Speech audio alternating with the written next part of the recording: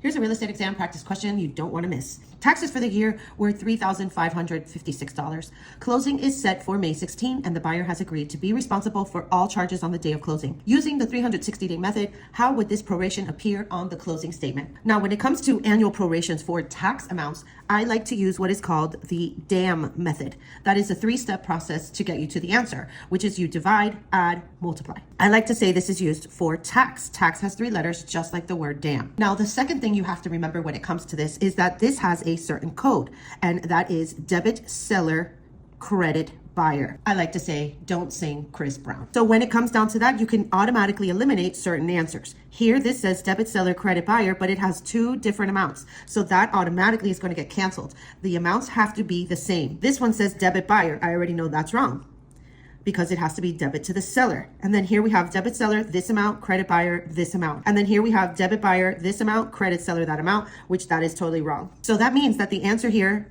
is C, but we're gonna work it out anyway. So let's start with the first step. The first step is to divide.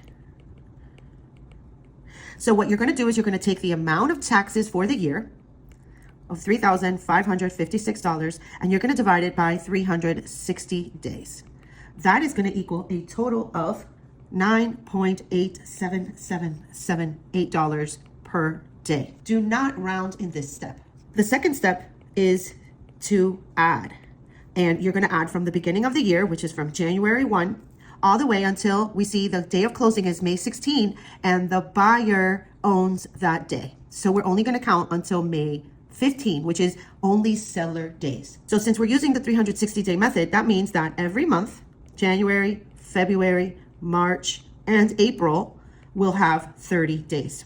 May will only have 15. So 30 here, 30 here, 30 here, 30 here, and 15, making this a total of 135 days. Now, the last step is to multiply. And what do you multiply? You got to multiply step 1 times step 2. The hard part's over.